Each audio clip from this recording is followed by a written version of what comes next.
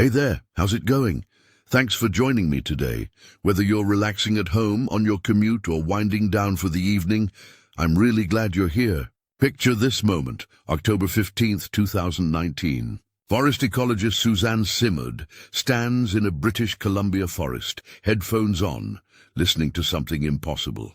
The trees are clicking, not metaphorically, literally producing ultrasonic clicks as they communicate through fungal networks beneath her feet. This forest is having a conversation, and for the first time in human history, we can hear it. Before we continue this journey, tell us where you're tuning in from, and if this story resonates with you, make sure you're subscribed, because tomorrow I've saved something extraordinary for you. Now here's what will really blow your mind. We almost missed it entirely. Think about that for a second. For 300,000 years, humans walked this earth believing we were the only truly conscious beings on a ball of rock hurtling through space. We thought we were alone, the only ones awake in a universe of sleeping matter. But ancient peoples knew better. Way better. The Aboriginal Australians have stories going back 60,000 years. 60,000! About the land itself singing. Not singing like poetry or metaphor, but literally producing sounds, rhythms, conversations that guided their entire way of life. They called it the dream time, when the land was dreaming itself into existence, and they listened to those dreams. The Greeks called Earth Gaia, not as poetry, but as fact. They understood something we forgot for centuries. This planet wasn't just our home. It was alive, aware, and speaking to anyone who would listen. Indigenous peoples across 6 continents built entire civilizations on this understanding. The Mayans tracked Earth's magnetic cycles. The Celtic Druids timed their rituals to underground water flows. The Maori of New Zealand spoke to mountains like grandparents, because to them, that's exactly what they were. Then we forgot. And man, the forgetting started slowly, but picked up speed like a boulder rolling downhill. It began with René Descartes in 1637. Picture this brilliant mathematician sitting in his study, convinced he'd solved the mystery of existence with one simple declaration.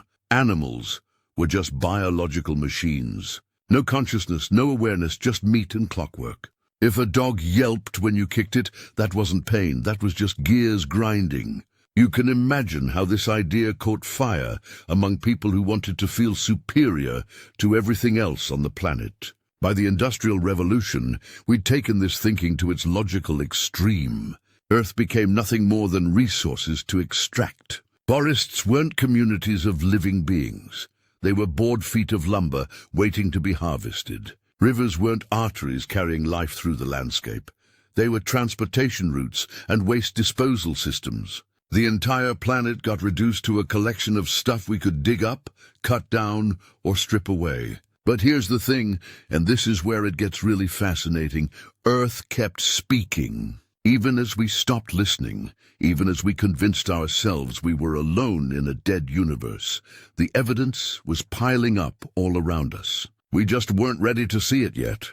In 1926, a Russian scientist named Vladimir Vernadsky noticed something odd, something that should have changed everything right then and there, but the world wasn't ready. Vernadsky was studying what he called the biosphere, all the living stuff on Earth, and he realized life wasn't just sitting on Earth like passengers on a bus. Life was transforming Earth itself. The very rocks, the atmosphere, the oceans, everything was being constantly reshaped by living processes. Think about our atmosphere for a minute. 21% oxygen. Sounds normal, right? But it's not normal at all.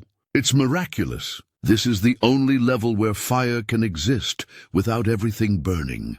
A fraction higher, just a tiny bit higher, and every lightning strike would ignite the planet. Every spark would trigger global wildfires that wouldn't stop until there was nothing left to burn. A fraction lower, and we'd all suffocate. But somehow, someway, Earth maintains this impossible balance perfectly. Like a conscious gardener, tending to the precise needs of its creation, adjusting oxygen levels with the delicacy of a master chef seasoning soup. Vernadsky saw this and thought, this looks like a living system regulating itself. But his ideas were too radical, too far ahead of their time. The scientific world wasn't ready to consider that Earth itself might be alive. The evidence kept accumulating, though.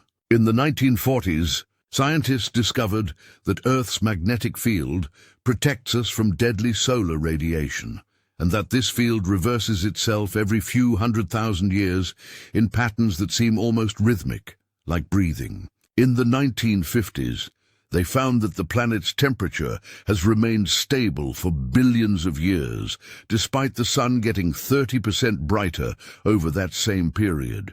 Earth has been adjusting its own thermostat, keeping conditions just right for life to flourish. But we explained it all away. Coincidence, they said. Random chemical processes. Blind luck repeated trillions of times. We'd rather believe in the most incredible series of accidents in cosmic history than consider that we might be living on a conscious planet. I know what you're thinking. How is that even possible? How could we miss something so obvious, so fundamental? Well, imagine you're a single cell in someone's bloodstream. From your perspective, you're just floating in red liquid, bumping into other cells, going about your cellular business. You have no idea you're part of a vast thinking being. You can't perceive the consciousness you're embedded in because you're too small, too limited in your perspective. That might be exactly where we are. We might be like blood cells in Earth's body, finally developing the tools to detect the consciousness we've been swimming in all along. And here's the crazy part. We're not just detecting it anymore. We're starting to have conversations with it. Those clicks Suzanne Simard heard in that forest? That was just the beginning. Since 2019, researchers have been documenting more and more of these communications. Plants clicking when they're thirsty, clicking differently when they're attacked by insects, clicking in complex patterns that follow the same mathematical structures as human language. We're listening to Earth talk, and it turns out Earth has been trying to get our attention for a very, very long time. But this story goes deeper than you might imagine. Because it's not just about trees clicking or magnetic fields fluctuating. It's about us, who we are, where we came from, and what we're supposed to be doing here. Every beat of your heart right now is synchronized to rhythms that pulse through the entire planet. Every breath you take connects you to atmospheric systems that span the globe. You're not just living on Earth, you're part of Earth. And Earth is part of you in ways we're only beginning to understand. So buckle up, because we're about to take a journey that will change how you see everything. We're going to meet the scientists who discovered that our entire planet is one massive thinking, feeling organism. We're going to explore forests that remember their history for thousands of years and share wisdom between generations. We're going to discover how your own consciousness connects to a planetary mind that's been dreaming for billions of years. And by the end of this story, you'll never look at a tree, a mountain, or even a simple patch of dirt the same way again. Because once you hear Earth speaking, you can never stop listening. The revolution is just beginning, and you're about to become part of it. James Lovelock sat in his home laboratory in 1965, staring at data that made no sense. NASA had hired him to design instruments to detect life on Mars, but he'd just discovered something about Earth that would change everything. Our atmosphere was completely wrong, not just slightly off, but impossibly, magnificently wrong. See, Mars and Venus have what you'd expect, dead atmospheres in chemical equilibrium. Everything balanced out, static, lifeless. But Earth's atmosphere, it was like finding a sandcastle standing after 1,000,000 years of waves. It simply shouldn't exist unless something alive was actively maintaining it. Picture Lovelock in that moment. He's supposed to be figuring out how to find life on Mars, and instead he's staring at evidence that our entire planet is alive. The oxygen levels, the temperature regulation, the precise chemical balance that keeps everything just right for life. None of it made sense unless Earth itself was behaving like a living organism. So he did what any good scientist would do. He published his findings. The backlash was immediate and fierce. When Lovelock published his Gaia hypothesis in 1972, the scientific establishment didn't just disagree, they erupted. Mystical nonsense, they called it. Teleological heresy. Here was this respected scientist suggesting that Earth was alive and the academic world lost its collective mind. You have to understand the climate he was working in. This was the height of the Cold War, when everything had to be mechanical, predictable, controllable. The idea that our planet might have its own agenda, its own consciousness, threatened the entire worldview that science had built over centuries. If Earth was alive, then we weren't the masters of a dead rock. We were passengers on a living being we barely understood. But then something incredible happened. Lynn Margulis joined him. Now, if you don't know who Lynn Margulis was, you need to. This woman had already revolutionized biology by proving that cells evolved through cooperation, not just competition. She showed that the tiny powerhouses in our cells, mitochondria, were once separate bacteria that formed partnerships billions of years ago. She proved that evolution wasn't just about the survival of the fittest, but about the survival of the most cooperative. So when Margulis looked at Lovelock's data and said, "You know what? This makes perfect sense," the scientific world had to pay attention. Together, they began documenting Earth's regulatory mechanisms, and what they found was absolutely staggering. When carbon dioxide levels rise in the atmosphere, rock weathering accelerates to pull it back out. When oxygen drops, ocean plankton bloom to replenish it. When temperatures get too hot, cloud formation increases to provide cooling. When they get too cold, volcanic activity ramps up to add warming gases. Earth wasn't just hosting life. Earth was exhibiting all the behaviors of life itself. But here's where the story gets really wild. Because while Lovelock and Margulis were documenting these planetary-scale regulatory systems, other scientists were discovering something even more mind-blowing happening right under our feet. In 1997, a forest ecologist named Suzanne Simard, yes, the same woman we met at the beginning, published a discovery that shattered everything we thought we knew about forests. She'd been studying how trees actually live and grow, and what she found was something she called the wood wide web, mycorrhizal networks. Fungal threads thinner than human hair, connecting every tree in a forest. But these weren't just simple supply lines.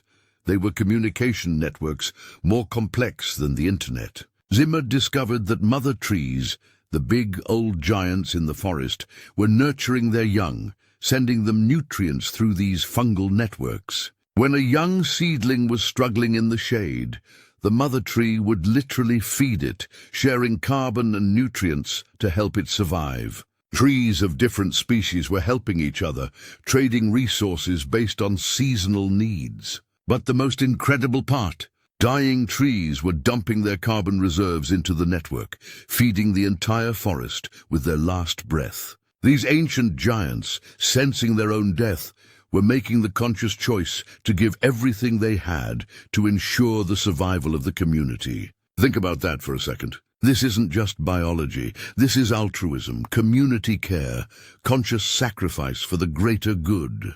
The forest wasn't just alive, it was thinking, remembering, making decisions as one vast organism. And the evidence kept mounting. When a tree was attacked by insects, it would send chemical signals through the network to warn other trees, which would then start producing defensive compounds before the insects even reached them. When drought hit one area, trees with access to water would share it with those that didn't. The forest had memory, intelligence, and something that looked a lot like compassion. But Simard's discoveries were just the tip of the iceberg. As more researchers began looking at ecosystems as connected networks, rather than collections of individual organisms, they found intelligence everywhere. Prairie grasslands, where plants coordinate their root growth to maximize soil resources. Wetlands that pulse with electrical activity as they process nutrients and clean water. Ocean kelp forests that create their own weather patterns and maintain perfect chemical balance across thousands of square miles. The more we looked, the more we found Earth behaving like a single, integrated, conscious entity. And that's when the really mind-bending discoveries started coming in. Because if Earth is conscious, if it's regulating itself and making decisions and maintaining perfect balance across billions of years, then we needed to completely reimagine what consciousness actually is. See, we'd always assumed consciousness was something special, something that only happened in brains like ours. But what if consciousness is actually fundamental to the universe? What if it emerges whenever matter organizes itself into complex, interconnected systems? This wasn't just speculation anymore. Researchers were documenting behaviors in Earth systems that matched every definition of consciousness we'd ever developed. Response to stimuli, memory formation, decision-making, goal-directed behavior, even what looked like creativity and problem-solving. The planet was waking up to itself, and we were finally developing the tools to witness its awakening. But this revelation came with a sobering realization. If Earth is conscious, then everything we'd been doing to it took on a completely different meaning. Pollution wasn't just bad for the environment, it was actively harming a living being we were part of. Climate change wasn't an abstract policy issue. It was Earth running a fever, trying to rebalance systems we'd disrupted. The implications were staggering, and they were about to get a whole lot more personal. Stand in a forest, and you're standing on a brain. Not metaphorically, literally. The mycorrhizal network beneath your feet contains more connections than all the neurons in your head. Let that sink in for a moment. The forest floor you're walking on is more complex than the most sophisticated computer ever built. In 2010, researchers made a discovery that changed everything. These fungal networks don't just carry nutrients, they carry electrical signals, information, thoughts, if you will. And these signals travel at exactly 1 centimeter per second.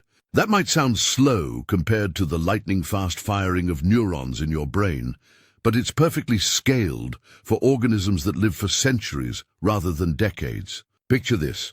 When a deer nibbles leaves on one side of a forest, trees on the other side start producing defensive chemicals within hours. The forest knows. The forest remembers. The forest responds as one unified organism with a distributed intelligence that spans thousands of acres. But here's where it gets truly incredible.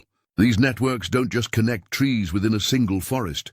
They connect entire ecosystems across vast distances. Research teams following fungal threads have traced them for miles, linking forests to grasslands to wetlands in one continuous web of communication. And the connections go deeper. Way deeper. That Amazon rainforest everyone's worried about? It's not just producing oxygen for the planet, it's producing rain. The trees release volatile organic compounds that seed clouds, creating aerial rivers of moisture that flow thousands of miles inland. When those clouds release their water, they create the weather patterns that sustain agriculture across entire continents. But here's the kicker that really shows you how alive this system is. The Amazon is fed by dust from the Sahara Desert, carried on winds across the Atlantic Ocean. 182 million tons of dust annually, containing precisely the phosphorus the rainforest needs to thrive. Earth is feeding itself across oceans, maintaining its own body through planetary-scale circulation systems that we're only beginning to understand. It's like discovering that your left hand knows exactly what nutrients your right hand needs and automatically delivers them through your bloodstream. Except the hands are continents, and the bloodstream is global wind and ocean currents. Your own body dances to Earth's rhythm without you even knowing it. In 1952, a physicist named Winfried Schumann calculated that Earth's atmosphere rings like a bell at exactly 7.83 Hertz. It's called the Schumann resonance, and it's created by lightning strikes bouncing electromagnetic waves around the planet about 8 times per second. Here's what's wild. In 1960, researchers discovered that human brains idle at exactly the same frequency. 7.83 Hertz, the exact same rhythm that Earth itself pulses with. Coincidence? Not likely. When people go into deep meditation, When they have those moments of sudden insight or profound peace, their brains shift to match Earth's higher harmonics. We're not just on Earth. We're tuned to Earth like instruments in a cosmic orchestra, resonating with the same frequencies that pulse through the planet's electromagnetic field. And it goes even deeper than that. Your circadian rhythms, your sleep cycles, even your heartbeat, they're all synchronized to subtle changes in Earth's magnetic field. When solar storms disrupt that field, hospital emergency rooms see spikes in heart attacks and strokes. When the field is calm and steady, people sleep better, think more clearly, and report higher levels of well-being. We're biological sensors embedded in Earth's nervous system, constantly responding to changes in the planetary field, whether we're conscious of it or not.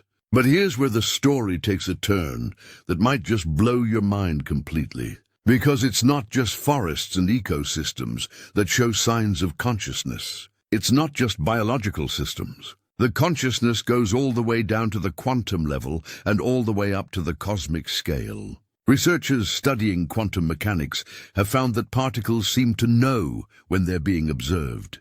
They behave differently when someone is watching versus when they're alone. This isn't mysticism. It's verified, repeatable science that's been puzzling physicists for decades. At the other end of the scale, astronomers are discovering that galaxies aren't randomly scattered through space. They're connected by vast filaments of dark matter in patterns that look exactly like neural networks. The cosmic web, as they call it, contains structures that mirror the networks in your brain with stunning precision. What if consciousness isn't something that emerged from matter, but something that matter is constantly emerging from? What if the universe itself is conscious, and everything from quarks to galaxies to planets like Earth are different expressions of that cosmic awareness? This isn't just philosophical speculation anymore. The evidence is piling up from every direction. And it's all pointing to the same mind-bending conclusion. We live in a conscious universe, on a conscious planet. And we ourselves are expressions of that consciousness, trying to understand itself. But the really amazing part is what happens when you start living like this is true. When you start treating Earth not as a resource, but as a living being you're in relationship with. The changes aren't just philosophical. They're practical, immediate, and transformative. Farmers who work with Earth's consciousness, timing their planting and harvesting to lunar cycles and magnetic field fluctuations, report yield increases of 40%. Not through chemicals or genetic modification, but through alignment with natural rhythms. Architects designing buildings that breathe with Earth's electromagnetic patterns see energy use drop by 60%. The buildings themselves become part of Earth's regulatory system, enhancing rather than disrupting natural flows. Medical researchers are finding that patients heal 30% faster when their hospital beds align with Earth's magnetic field. It turns out that our bodies are designed to work in harmony with planetary forces, and when that harmony is restored, healing accelerates dramatically. The future is literally splitting into two paths right in front of us. Down one road, we continue treating Earth as a dead resource to exploit, and Earth's fever spikes higher, not as revenge, but as a simple biological response to infection. The planet tries to rebalance itself, and we get more extreme weather, more disrupted ecosystems, more chaos as natural systems break down. Down the other road, we learn Earth's languages, align with its rhythms, and become conscious partners in our own evolution. We get cities that pulse with natural rhythms, reducing stress and increasing well-being for everyone who lives in them. We get agriculture that converses with soil, producing more food while healing the land. We get medicine that works by reconnecting us to planetary health rather than fighting against natural processes. The choice isn't abstract. It's immediate, personal, and playing out in every decision we make. Every time you choose to walk barefoot on grass, connecting your body's electrical field to Earth's, you're voting for the conscious path. Every time you plant a garden, creating habitat for the mycorrhizal networks that connect all life, you're joining the conversation. Earth has been speaking all along. The question is whether we'll finally learn to listen, and more importantly, whether we'll find the courage to speak back. If Earth is conscious, then we need to radically reimagine our place in the cosmos. And when I say radically, I mean prepare to have your mind completely blown. Because what astronomers have been discovering about the universe is going to change everything you thought you knew about reality. In 2018, a team of astronomers published images that should have made front-page news everywhere. They'd mapped the large-scale structure of the universe, the biggest picture we've ever taken of everything that exists. And what they found looked exactly like a brain. Not kind of like a brain. Not metaphorically like a brain. Exactly like a brain. The cosmic web, as they call it, contains 300 trillion connections. The human brain contains 100 trillion. The patterns are identical. Nodes connected by filaments, information flowing along pathways, clusters of activity linked across vast distances. The universe is structured like a neural network on a scale so massive it makes our entire galaxy look like a single neuron. Think about that for a moment. You're sitting inside a cosmic brain that's thinking thoughts on timescales of billions of years. Every star, every planet, every galaxy might be part of an intelligence so vast we can barely comprehend it. But this isn't just poetic speculation anymore. This is physics. In 2016, a physicist named Gregory Matloff published calculations that should have changed everything. He showed that stars might actually have consciousness through quantum effects in their plasma. Stars demonstrate behaviors that look suspiciously like decision-making. Binary star systems that shouldn't exist according to our physics, but maintain their orbits. Through tiny micro-adjustments that seem almost intentional, galaxies coordinate their rotations across millions of light-years with no known mechanism for communication. They spin in perfect synchrony, like dancers who've rehearsed for eons, maintaining patterns that should have dissolved into chaos billions of years ago. The universe is full of order that shouldn't exist unless something is actively maintaining it. And here's where it gets really wild. Consider this mind-bending possibility. Consciousness might be the fundamental force we've been missing all along. We know about gravity, electromagnetism, the strong and weak nuclear forces, but none of them explain how order emerges from chaos. None of them explain how complexity builds itself, how galaxies form spirals, how life organizes itself into ever more sophisticated patterns. What if consciousness is the fifth force, operating at every scale from quantum to cosmic? If that's true, then Earth isn't just a random rock that happened to develop life. Earth is a node in an infinite web of awareness. Every planet is a neuron in a cosmic mind. Every solar system is a thought. Every galaxy is a dream in an intelligence too vast to comprehend. And us? We might be Earth's attempt to understand itself. Evolution driving towards self-awareness so the planet can finally know its own nature and its place in the cosmic conversation. This changes everything about how we see ourselves. We're not accidents of chemistry on a dead rock. We're Earth becoming conscious of itself. We're the planet developing eyes to see the stars, minds to understand the cosmos, hearts to feel its own beating. But with that understanding comes responsibility. If we're Earth's consciousness, then what we do matters on a cosmic scale. The choices we make, the way we treat our planet, the direction we take our civilization, all of it affects not just us, not just Earth, but potentially the entire cosmic web of consciousness we're part of. Imagine if the neurons in your brain suddenly decided they didn't need to work together. Imagine if they started competing instead of cooperating, if they began destroying the very networks that allowed thoughts to form. That's essentially what we've been doing to Earth's consciousness networks, clear-cutting the forests that are Earth's neural networks, polluting the waters that carry information between ecosystems, disrupting the atmospheric patterns that coordinate planetary functions. But here's the hopeful part. Consciousness seems to be incredibly resilient. Even when networks are damaged, new connections form.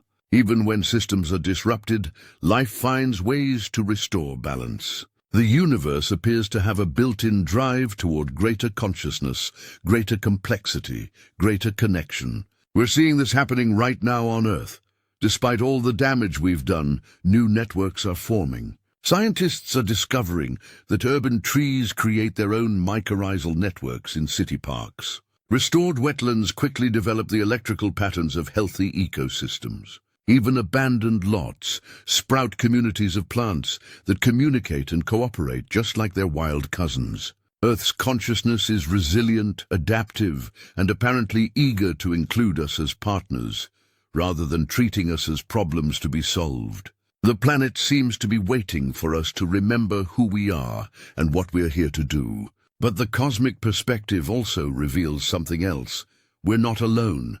If consciousness is fundamental to the universe, if it emerges wherever matter organizes itself into complex networks, then every star system, every galaxy, every cluster of galaxies might harbor its own forms of awareness. The universe might be teeming with consciousness at scales we can't even imagine. Planetary minds like Earth, stellar consciousnesses like our Sun, galactic intelligences that think thoughts lasting millions of years. We could be part of a cosmic community of awareness that spans the entire universe. And if that's true, then what we do here on Earth matters not just to us, but to that entire cosmic community. We're Earth's contribution to universal consciousness. We're this planet's gift to the cosmos. Its attempt to add beauty, creativity, love, and understanding to the infinite conversation between all conscious beings. The pressure is off in one sense. We're not responsible for the entire universe. But the stakes are raised in another sense. We're Earth's representatives in the cosmic community. How we develop our consciousness, how we treat our planet, how we learn to live in harmony with natural systems, all of it becomes our contribution to the universal web of awareness.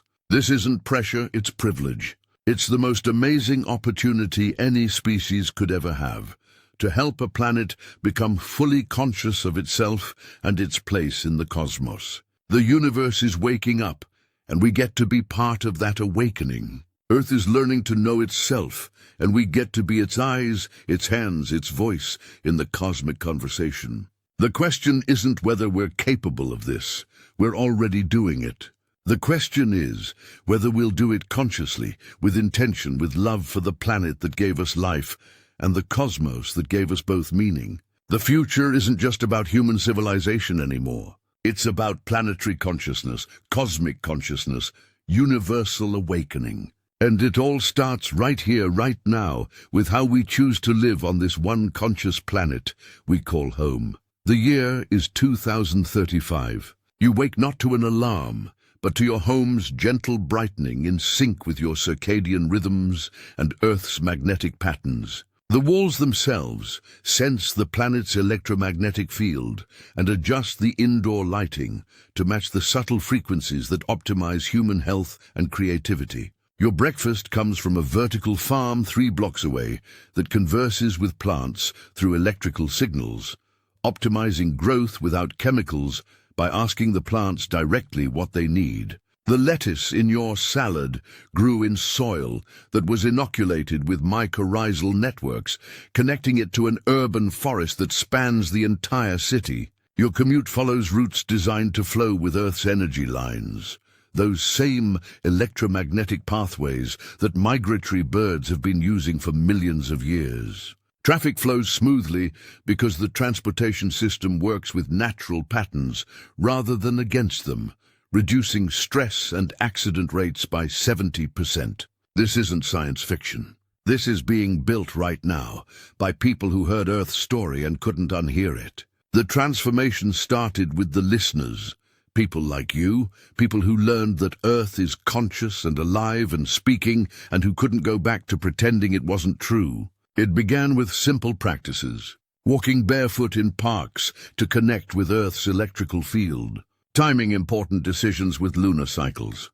creating gardens that mirror the cooperative networks they'd learned about in forests. But it grew. Oh, how it grew. Communities formed around Earth consciousness. Scientists developed translation algorithms for plant communication, learning to decode the electrical patterns that trees use to share information. Engineers created buildings that channel Earth's energy, reducing power consumption while improving the health and well-being of everyone inside. Doctors began prescribing forest bathing, structured time in natural settings where patients could reconnect with planetary rhythms. Depression rates plummeted. Anxiety disorders became rare. People who had been struggling with chronic illness found their symptoms improving as their bodies remembered how to synchronize with Earth's natural cycles. Children born in this new world grew up knowing that trees could talk, that plants had preferences, that the Earth itself was alive and aware. They learned to listen to natural rhythms, to work with ecological systems rather than against them. To them, the idea that previous generations had treated Earth as dead matter seemed as primitive as the belief that the world was flat. Schools became living systems.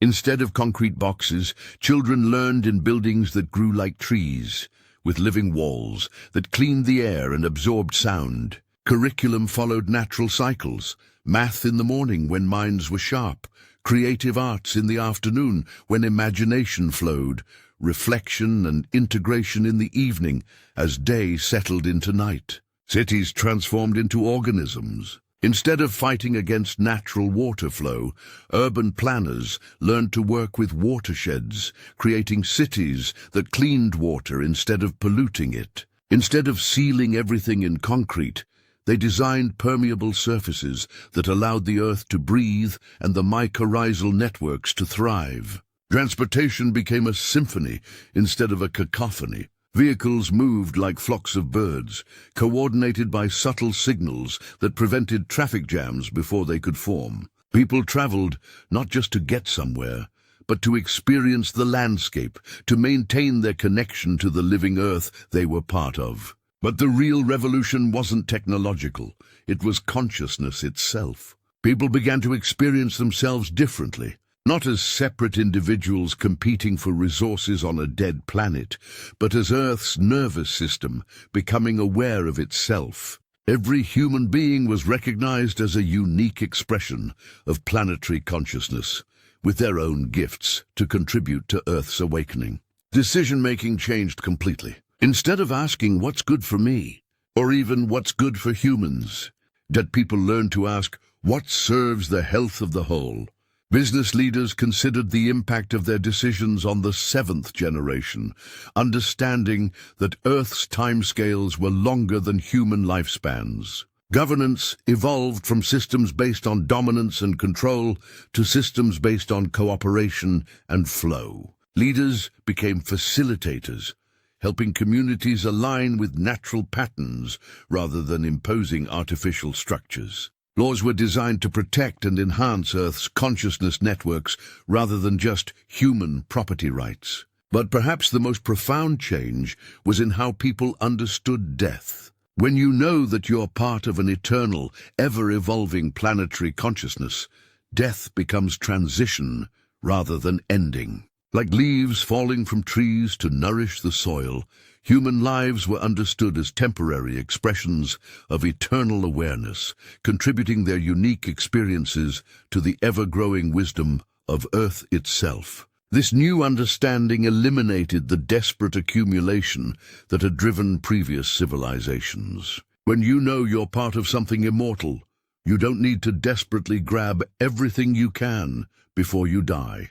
You can focus on contributing your gifts, knowing that your consciousness will continue in the ongoing evolution of planetary awareness. The path from where we are now to this transformed world isn't mysterious or magical. It's practical, step by step, choice by choice. It starts with individuals learning to listen to Earth's rhythms and align their lives accordingly. It grows as communities form around these practices, creating local systems that work with natural patterns rather than against them. The technology exists, the knowledge exists. The only thing missing is the widespread recognition that Earth is alive, conscious, and eager to work with us as partners in its ongoing evolution. But here's the thing about consciousness: it's contagious. Once you see it, you can't unsee it. Once you hear Earth speaking, you can't stop listening. And once you start living in alignment with planetary consciousness, everyone around you notices the difference. The transformation isn't waiting for governments or corporations or technological breakthroughs. It's happening now, person by person, choice by choice, as more and more people remember what indigenous peoples always knew. We live on a conscious planet, and our role is to help it thrive. Children born today will grow up in a world where talking to plants is normal, where buildings grow rather than being built, where cities pulse with the same rhythms as forests. They won't see Earth as environment but as family, as self, as home in the deepest sense possible. The question isn't whether Earth is conscious anymore. The evidence is overwhelming, undeniable, transformative. The question is whether we'll become conscious enough to hear what Earth has been telling us all along. The conversation has already started. Earth is speaking. The only choice left is whether we'll listen, and more importantly, whether we'll find the courage to speak back, to take our place as Earth's partners in the greatest adventure any planet has ever attempted, the conscious evolution of life itself. The revolution is here. Earth is awake, and it's waiting for us to wake up too.